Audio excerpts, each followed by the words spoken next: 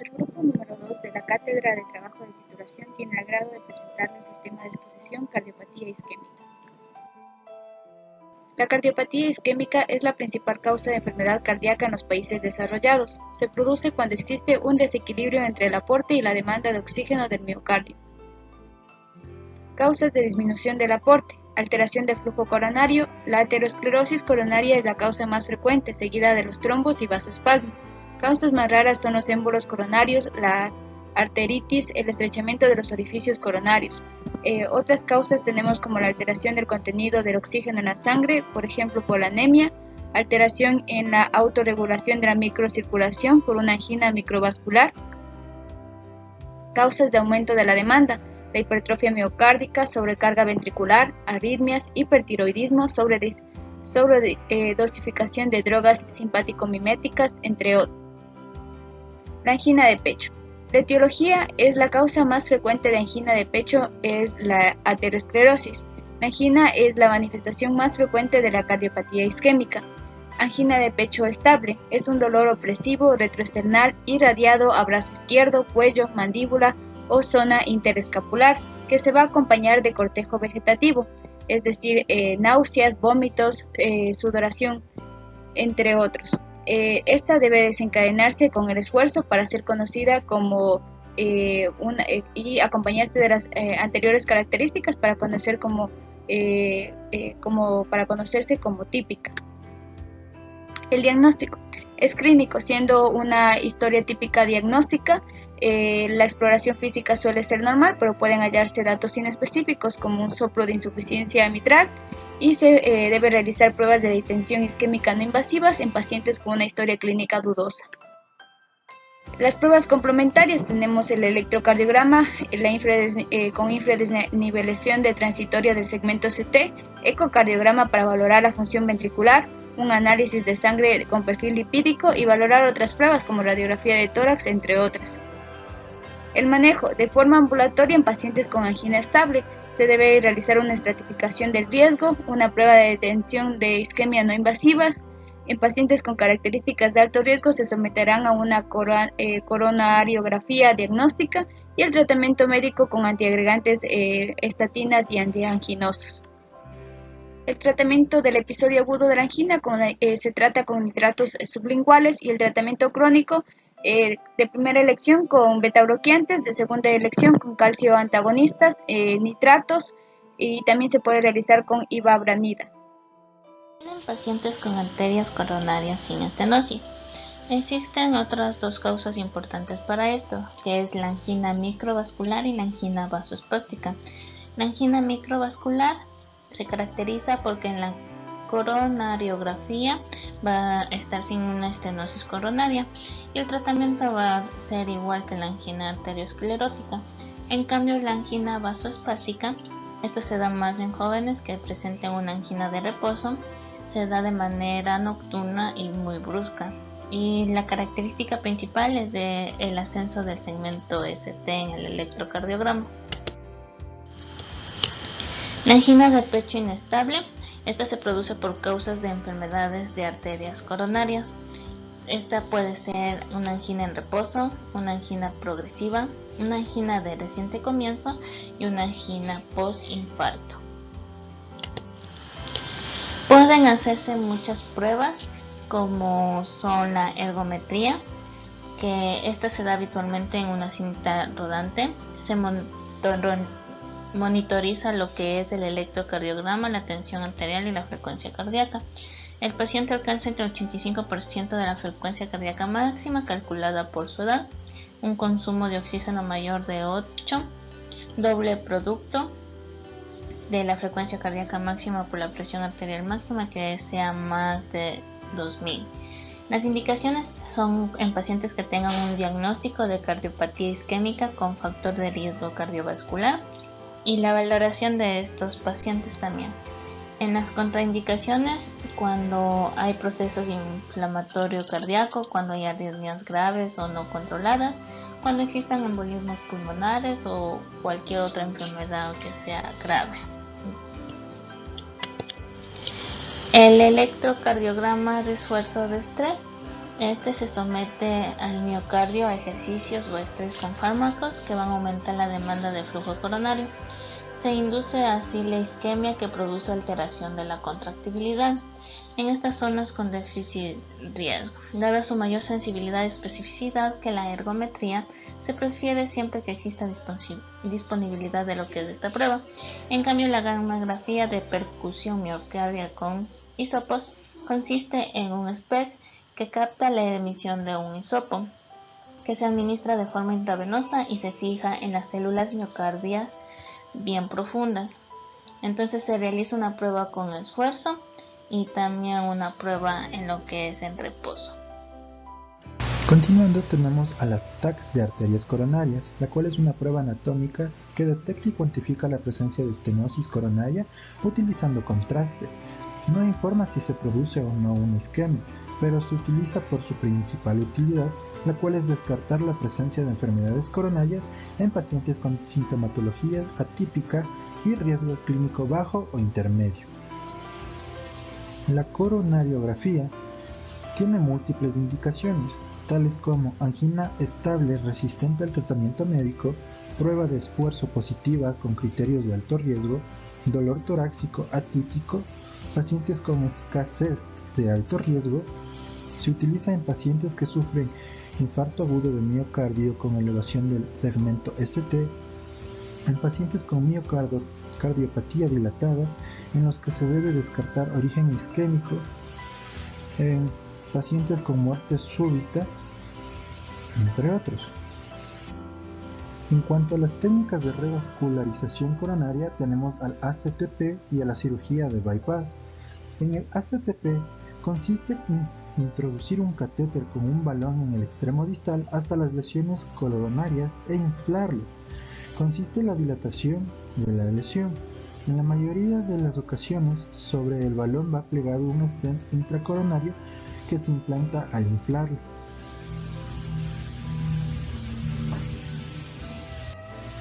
Tras el implante del stent, el paciente debe mantener un tratamiento de por vida junto con un segundo antiagregante. Generalmente es un inhibidor del receptor P2Y12 durante un periodo de tiempo prolongado. En la cirugía del bypass, en la mayoría de los casos se realiza mediante esterotomía media con circulación extracorpórea. Esto quiere decir que el corazón se detiene mediante un líquido cardiopléjico y la circulación se deriva a una bomba de perfusión que hace las veces del corazón y pulmón. Hoy en día no se utiliza mucho esto e incluso la revascularización aislada ya quedó en el pasado o en un método antiguo. A continuación yo les voy a hablar acerca de la toma de decisiones en Heart Team. En los pacientes complejos se debe optar por realizar la revascularización quirúrgica, percutánea o por tratamiento médico.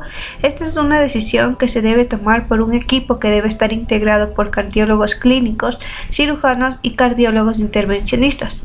Pues bien, aquí se va a ocupar dos técnicas que pueden ser: la primera por una angioplastía coronaria transluminal percutánea, o también conocida como ACTP, que está indicada en un vaso, en dos vasos. Pero también puede existir complicaciones como es la nefropatía por contraste, la reestenosis coronarias que obliga a una reintervención y el mayor riesgo de infarto. La cirugía está indicada en 3 vasos, en tronco coronario izquierdo, en beneficio mayor en disminución ventricular y también en diabetes mellitus. Existen complicaciones como es la complicación de la herida quirúrgica, mayor estancia hospitalaria y mayor riesgo de ictus por manipulación de la aorta. Pues bien, también les voy a hablar acerca del infarto agudo de miocardio. Este se define como la presencia de daño miocardíaco producido por una isquemia miocardíaca. La presencia de una isquemia miocardíaca se puede diagnosticar mediante cualquiera de las siguientes situaciones, como es una clínica sugerente de isquemia, cambios electrocardiográficos sugerentes de isquemia, una aparición de nuevas ondas Q patológicas, la evidencia en las pruebas de imagen de nuevas alteraciones, también por una detención de un trombo intracoronario. La clínica, esta va a tener una clínica principal como es el dolor tipo angor, pero es más prolongado, intenso y que aparece generalmente cuando el paciente está en reposo. Y esto no va a calmar con nitratos sublinguales. Los síntomas atípicos van a ser en forma de dolor epigástrico, el infarto de localización inferior, disnea o síncope sin dolor torácico previo. En la exploración física generalmente se desciende un poco la tensión arterial. En la auscultación va a presentar signos de insuficiencia cardíaca en 3R, 4R o un desdoblamiento de 2R, el soplo de insuficiencia mitral, si hay afectación de isquemia del músculo papilar. También presenta una ingurgitación yugular y signos de Kussmaul si presenta un infarto agudo de miocardio del ventrículo derecho, y puede presentar también febrícula en los primeros días.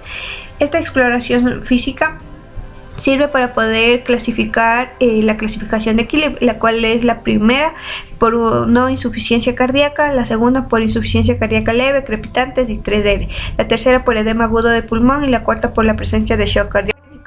Las exploraciones complementarias, es muy importante realizar el electrocardiograma durante los 10 minutos y cuando ya se tiene una sospecha de síndrome coronario, el cual se va a dividir en infarto agudo de miocardio sin elevación de ST y en infarto agudo con elevación de ST. Este va a estar localizado en la cara lateral cuando existe derivaciones en la derivación 1 y en ABL, la cara lateral baja cuando está en la derivación B5, B6, cara anterior B2, B4, septo B1, B2, cara inferior en 2, 3 y ABF, cara posterior en descenso de CT en B1 con imágenes en espejo y en el ventrículo derecho va a existir derivaciones especiales B3R y B4R, y esto se debe realizar en todo infarto inferior. En cuanto a la analítica, las enzimas miocárdicas que van a determinar el diagnóstico van a ser las troponinas y las CPK. Las troponinas van a ser las más específicas y se elevan a partir de las 4 a 6 horas del inicio de la isquemia. Y aquí vamos a encontrar dos tipos, las TNI y las TNT. Las TNI permanecen elevadas por aproximadamente 7 días, mientras que las TNT aproximadamente 14 días. En cuanto a la CPK y su fracción más específica, que es la CPK-MB masa, esta se eleva a partir de las 4 a 6 horas y va a desaparecer en 48 a 72 horas. La determinación de mioglobina actualmente es muy poco usada debido a que es muy poco específica, y en cuanto a otros datos analíticos que vamos a poder realizar son los leucocitos y el diagnóstico de hiperglucemia. En cuanto a la imagen, el ecocardiograma, podemos encontrar lo que es alteraciones de la contractibilidad, áreas necróticas o poder descartar complicaciones. En cuanto a la gamografía de perfusión con TC99 o metaestable o TA201, estos isótopos no son captados por el miocardio necrótico, por lo que nos permite ayudar al diagnóstico. En cuanto a la resonancia magnética cardíaca, vamos a encontrar presencia de áreas de fibrosis o el realce del gadolinio, además de un realce transmural. En cuanto al síndrome coronario agudo sin elevación del ST, debemos tener en cuenta lo que es la valoración del riesgo. En pacientes de alto riesgo, muy alto riesgo y bajo riesgo. En pacientes de muy alto riesgo debemos contar lo que es la isquemia en electrocardiograma, una elevación de enzimas o ciertas características clínicas. En pacientes de muy alto riesgo, una inestabilidad, una insuficiencia cardíaca o una angina refractaria. Y en pacientes de bajo riesgo, los pacientes que puedan tener en una prueba de detección de isquemia que sea positiva. En cuanto al síndrome coronario agudo con elevación del ST, debemos tener en cuenta que este engloba síntomas compatibles con isquemia miocárdica acompañados de un electrocardiograma con elevación persistente del segmento de ST o bloqueo de RAM. Además, es un sinónimo de infarto agudo de miocardio con elevación del ST, con elevación de enzimas cardíacas, y la diferencia fundamental va a ser la estrategia de reperfusión precoz, la cual muestra un beneficio máximo en las primeras 3 horas. En cuanto a la terapia de reperfusión, aquí consiste en repermeabilizar la oclusión coronaria recuperando el flujo de los tejidos de la arteria ocluida, evitando las necrosis. Y existen dos posibilidades, que es la fibrinólisis, la cual se le aplica a teneplace o reteplace, y el ACTP, que es un cateterismo urgente con implante de stent. Además de que tener en cuenta que en pacientes con varias lesiones coronarias severas se debe realizar una revascularización. En la fase aguda inicia con la monitorización del electrocardiograma continuo, la oxigenoterapia si existe una saturación menor del 90%, el ácido acetilsalicílico que se mantiene de forma indefinida, un segundo antiagregante como el prasugrel o el ticagrelor o el clopidogrel, la anticoagulación con heparina sódica o la heparina de bajo peso molecular, y el tratamiento del dolor con el cloruro mórfico. El tratamiento posterior de mantenimiento tiene como objetivo la interrupción de la progresión de la enfermedad coronaria, la prevención de la muerte súbita y el reinfarto y el control de los síntomas. Inicia con el ácido acetil salicílico, y el cual inicia desde que comenzó los síntomas y de por vida. Un segundo antiagregante que se mantendrá durante 12 meses, pero en caso de pacientes con alto riesgo de sangrado se puede considerar por 6 meses. Los beta bloqueantes, los IECAS, las estatinas, que se debe mantener un LDL por debajo de 70 miligramos por decilitro. En caso de no conseguirlo, se debe añadir un ezetimibe, y si en tal caso aún no se consigue, se debe añadir un inhibidor de la PCSK9. Los antiarrítmicos, la escleronona, la cual disminuye la mortalidad tras un infarto agudo de miocardio en pacientes con una FEBI menor del 40% y que además tengan una insuficiencia cardíaca o sean diabéticos. Fármacos antitrombóticos en cardiopatía isquémica están los fibrinolíticos, los cuales se utilizan exclusivamente para el síndrome coronario agudo con elevación del segmento ST, asociada a un anticoagulante que está de elección, la enoxaparil. Se utilizan también el riteplase y el teineplase, que tienen una eficacia similar, pero los cuales tienen una dosis única, por lo que es más cómodo de usar. Los antiagregantes del ácido acetil salicílico, que es de elección ya que se utiliza como monoterapia. Las tienopiridinas, está la ticlopidina y el clopidogrel, que inhiben la agregación plaquetaria. Están indicados cuando exista tratamiento con ácido acetil salicílico, y este está contraindicado en lo que es una intolerancia o una alergia asociada también al ácido acetil salicílico en pacientes los que se les ha implantado un stent coronario o en todo síndrome coronario agudo.